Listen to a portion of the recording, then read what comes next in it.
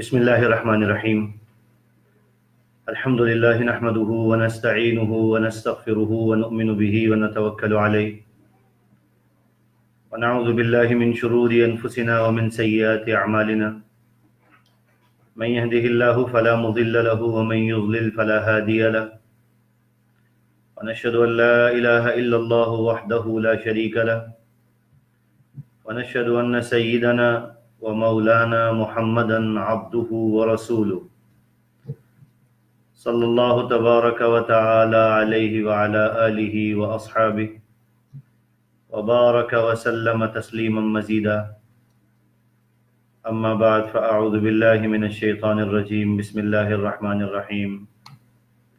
ويل لكل همزة لمزة الذي جمع مالا وعدده يحسب أن ماله أخلده.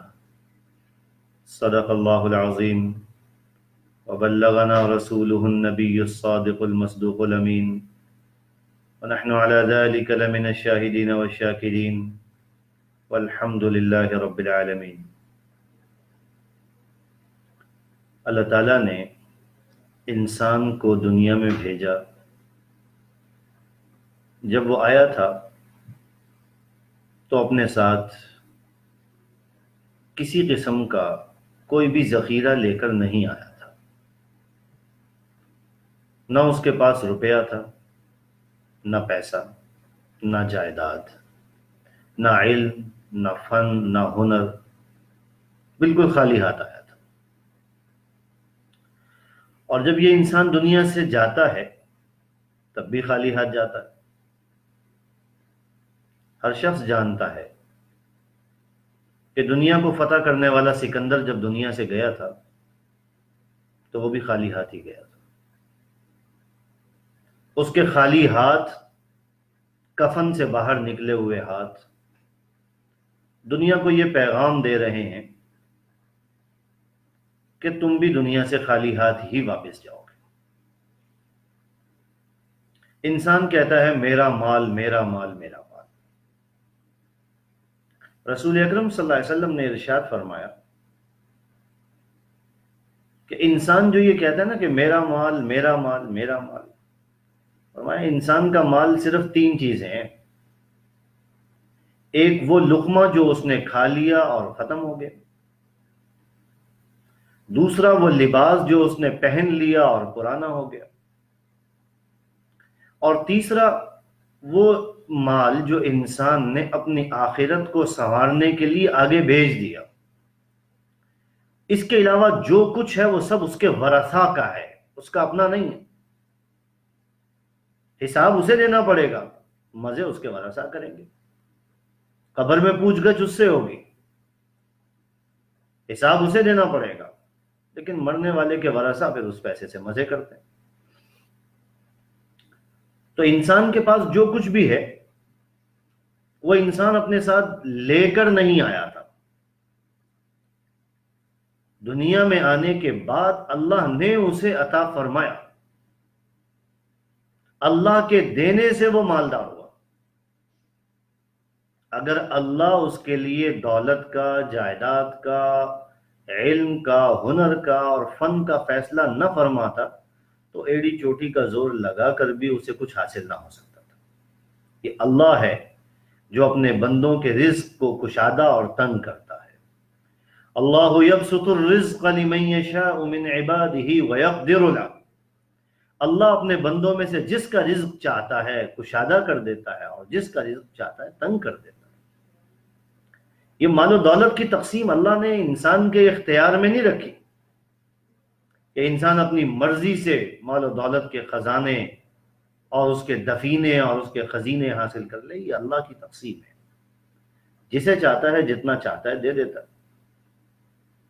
قارون کو اگر مال و دولت وافر مقدار میں ملا تھا اور وہ اپنی قوم کا سب سے مالدار ترین انسان بنا تھا تو اس میں اس کا اپنا کوئی کمال نہیں تھا. اللہ نے اس کو دیا، وہ مالدار ہو گیا. کسی شخص کو حکومت ملتی ہے، اس میں اس کا کوئی کمال نہیں، اللہ نے دی، اس کو مل گئی. اللہ کے کرنے سے ہی ہوتا ہے کائنات میں جو کچھ بھی ہوتا ہے. اور انسان کو جو کچھ بھی ملتا ہے وہ اللہ کے دینے سے ملتا ہے. یہ یقین انسان کے دماغ میں بیٹھنا چاہیے.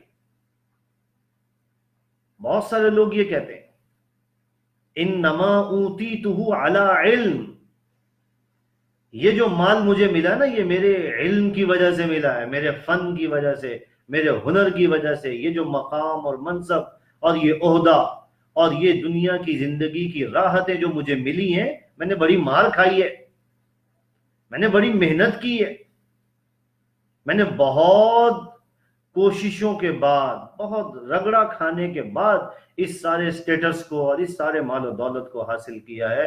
انسان کہتا ہے انما اوتیتہ علی علم، مجھے میرے فن کی وجہ سے، میرے ہنر کی وجہ سے، میرے کمال کی وجہ سے، میری قابلیت کی وجہ سے، میری صلاحیت کی وجہ سے، میری تعلیم کی وجہ سے، ایجوکیشن کی وجہ سے مجھے یہ سب کچھ ملا. اللہ نے پتہ کیا فرمایا؟ قد قالها الذین من قبلہم، یہی بات پہلے لوگ بھی کہتے رہے، جو پہلی قومیں گزری ہیں، جو پہلے مالدار لوگ گزرے ہیں، وہ بھی یہی کہتے تھے میرا علم، میرا فن، میرا ہنر، میرا. قد قالها الذین من قبلہم، پہلے لوگ بھی یہی باتیں کہتے رہے. فما اغنى عنہم ما كانوا یکسبون، لیکن ان کی کمائی تو ان کے کسی کام نہیں آئی. جب اللہ کی طرف سے آزمائش آئی اور مصیبت آئی اور پکڑ آئی اور گرفت آئی تو کیا انہیں ان کے مال و دولت نے بچا لیا؟ کیا وہ اللہ کی گرفت سے بچ گئے؟ ان کے مال نے ان کو بچا لیا. جس مال کو جمع کر کر کے گن گن کے رکھتے تھے، الذی جمع مالا وعددہ، جس مال کو جمع کر کر کے گن گن کے رکھتے ہو، یحسب ان مالہ اخلدہ، اور تم یہ سمجھتے ہو کہ تمہارا مال تمہیں ہمیشہ کی زندگی دلوا دے گا. کلا، ہرگز ایسا نہیں ہوگا. کیا پہلے لوگ ہمیشہ رہ گئے؟ کیا ہم ہمیشہ رہیں گے؟ کیا دنیا میں آنے والا کوئی انسان ہمیشہ رہنے کے لیے آیا ہے؟ کیا یہ مال و دولت اپنے ساتھ لے کر جائے گا؟ پھر اس مال و دولت کے اوپر اترانا، اس روپے پیسے کی فراوانی پر اترانا. کہاں ہیں وہ لوگ جو اپنے مال و دولت کی کثرت اور فراوانی پر اتراتے تھے، جو اپنی مستحکم معیشت پر اتراتے تھے؟ 20ویں پارے میں اللہ تعالیٰ نے فرمایا وَكَم مِّن قَرْيَةٍ بَطِرَتْ مَعِيشَتَهَا، کتنی بستیاں تھیں جو اپنی معیشت پر اترایا کرتی تھیں. ہم دنیا کی سب سے طاقتور معیشت ہے.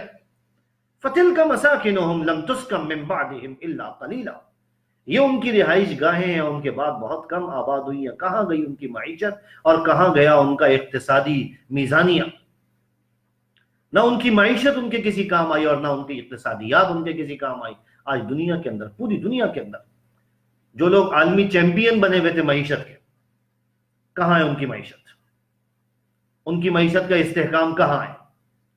بڑے بڑے مالدار کاروباری طبقے سے تعلق رکھنے والے لوگ اس وقت رو رہے ہیں، اور اس کرونا وائرس نے ان کی ساری معیشت کا دیوالیہ نکال دیا. اور اگر مزید یہ سلسلہ چند دن تک چلا تو یہ اور بہت سارے لوگوں کا دیوالیہ نکالے گا.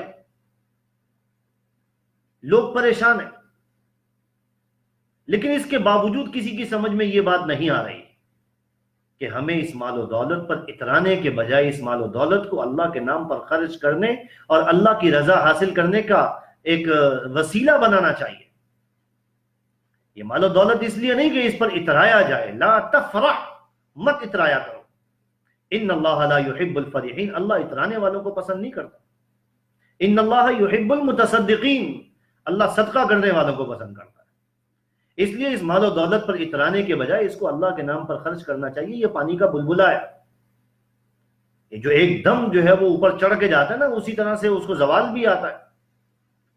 دنیا کی بڑی بڑی معیشتیں اس وقت دیوالیہ ہونے کے قریب پہنچی ہوئی ہیں.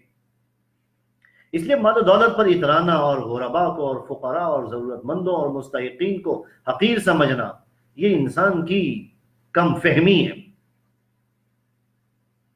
ایک واقعہ لکھا ہے شیخ سعدی رحمۃ اللہ علیہ نے.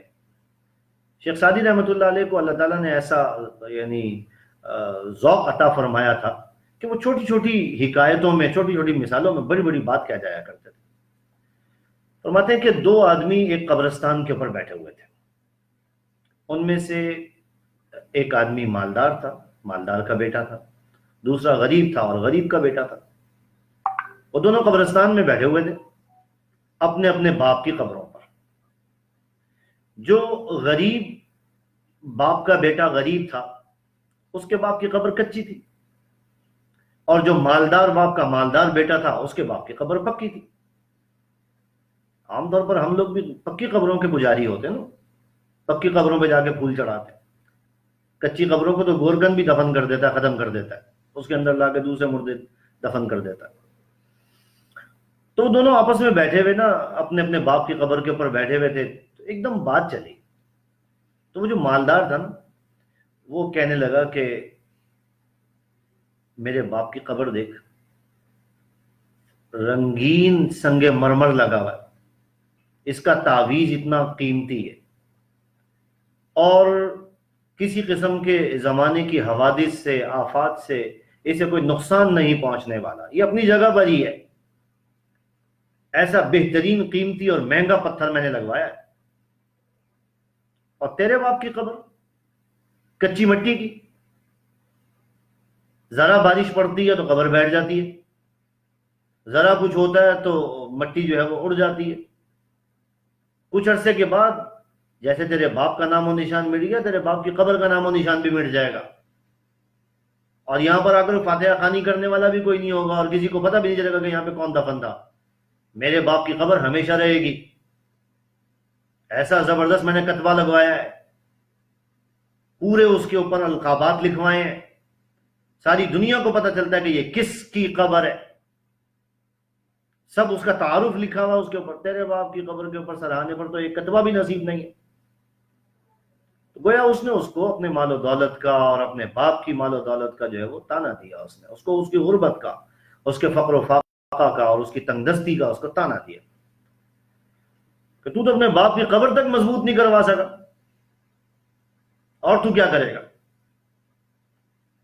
تو اس شخص نے جو غریب تھا، جو ضرورت مند تھا، اور ضرورت مند کا اور غریب کا بیٹا تھا، اس نے کہا ہاں آپ بالکل درست فرما رہے ہیں، آپ کے باپ کی قبر جو ہے نا بڑی مضبوط ہے، بڑی پکی قبر ہے، کتبہ بھی بڑا شاندار ہے، اور اس کے اوپر لگا ہوا جو پتھر ہے نا وہ بھی بڑا نفیس اور بڑا قیمتی ہے، بہت مہنگا پتھر ہے.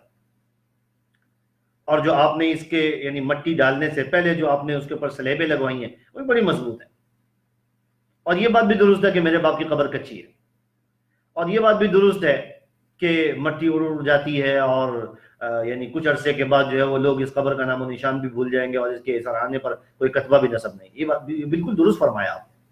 لیکن کیا آپ کو معلوم ہے کہ جب حشر کا میدان قائم ہوگا اور جب مردوں کو دوبارہ زندہ کیا جائے گا، جتنی دیر میں آپ کا باپ اس تعویذ سے ان سلیبوں کو ہٹا کر اور اس رنگین اور قیمتی اور نفیس سنگ مرمر کی قبر سے باہر نکلے گا، جتنی دیر اس کو ان بھاری پتھروں سے باہر نکلنے میں لگے گی، اتنی دیر میں میرا غریب باپ جنت میں پہنچ چکا ہوگا. تم اپنے مال و دولت پر ناز کرتے ہو، تم نے بہت اچھی قبر بنوائی ہے، لیکن اس قبر سے نکلنے میں جتنا ٹائم لگے گا نا اتنی دیر کے اندر میرا باپ جنت میں پہنچ چکا ہوگا. یہ وہی بات ہے جو رسول اکرم صلی اللہ علیہ وسلم نے ارشاد فرمائی تھی کہ غرباء اور فقراء اور مسلمان اہل ایمان جو غرباء ہیں وہ مالداروں سے 500 سال پہلے جنت میں جائیں گے. اس لیے جو اللہ تعالیٰ نے انسان کو دے رکھا ہے اس دیے ہوئے کو اللہ کا انعام سمجھ کر، ایک امتحان سمجھ کر اسے اللہ کے بندوں پر اور ان کی ضروریات پر خرچ کرنے کا حوصلہ پیدا کرنا چاہیے.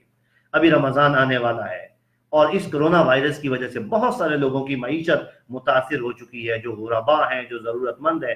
اگر آپ انہیں اپنی زکوٰۃ دے سکتے ہو تو قبل از وقت زکوٰۃ دینے میں شرعاً کوئی قباحت نہیں، آپ زکوٰۃ دیجیے. اگر آپ زکوٰۃ دینا چاہتے ہیں زکوٰۃ دیجیے، صدقہ خیرات دینا چاہتے ہیں صدقہ خیرات دیجیے، اور یہی مال آپ کے کام آنے والا ہے. اس لیے بینکوں نے تو بہت پہلے ہی زکوٰۃ کاٹ لی ہے، بہت سارے لوگ جو ہے وہ ابھی فکر مند ہیں اس حوالے سے. اس لیے جو لوگ ضرورت مند ہیں آپ انہیں اپنی زکوٰۃ کی رقم دے سکتے ہیں. زکوٰۃ کے حوالے سے چند مسائل ہیں، وہ میں انشاءاللہ آئندہ نشست میں آپ کے سامنے عرض کروں گا کہ آپ کن لوگوں کو زکوٰۃ دے سکتے ہیں اور کن لوگوں کو زکوٰۃ ادا نہیں کر سکتے. لیکن سر دست اتنی بات آپ سمجھ لیجئے کہ قبل از وقت زکوٰۃ کے پیسے مستحقین تک پہنچانا جائز ہے. یکم رمضان کا انتظار کرنا ضروری نہیں ہے، اور یکم رمضان کوئی فرض اور واجب تاریخ نہیں ہے. جو اصل معیار ہے وہ کیا ہے کہ آپ کا سال جس تاریخ کو مکمل ہو رہا ہو، چاہے وہ رمضان میں مکمل ہو رہا ہو، چاہے شعبان میں مکمل ہو رہا ہو، چاہے جنوری میں، چاہے فروری میں مکمل ہو رہا ہو، آپ اس کا اعتبار کریں گے۔ یکم رمضان کوئی فرض اور واجب نہیں ہے، اور یہ بھی فرض اور واجب نہیں ہے کہ جب آپ کا سال پورا ہو جائے تب ہی آپ زکوٰۃ ادا کریں، اس سے پہلے اگر ادا کریں گے تو ادا نہیں ہوگی، نہیں، یہ نہیں ہے۔ بلکہ اگر زکوٰۃ کو قبل از وقت ادا کر دیا جائے تو بھی زکوٰۃ ادا ہو جاتی ہے۔ اللہ تعالیٰ مجھے بھی اور آپ کو بھی دین کی صحیح سمجھ کی توفیق عطا فرمائے، آمین۔ وآخر دعوانا ان الحمدللہ رب العالمین۔ اب ایک مختصر سی دعا فرما لیجیے۔ الحمدللہ رب العالمین والعاقبۃ للمتقین، الصلاۃ والسلام علی سید الانبیاء والمرسلین۔ اے اللہ یہ تیرا پاکیزہ نام مسجد کے میناروں سے بلند ہو رہا ہے، اے اللہ تجھے اس تیرے پاکیزہ نام کا واسطہ ہماری مسجدوں کو آباد فرما دے۔ اے اللہ ہمیں ہمارے گناہوں کی سزا کی وجہ سے اے اللہ اجتماعی سجدے اور اجتماعی عبادات کی لذت سے محروم نہ فرما۔ آنے والے ماہ مبارک کی برکت سے اس وبا اور بیماری کو ہم سے اور تمام اہل عالم سے دور فرما دے، آزمائشوں، مصیبتوں اور تکلیفوں سے حفاظت فرما لے، آمین۔ وبرحمتک یا ارحم الراحمین۔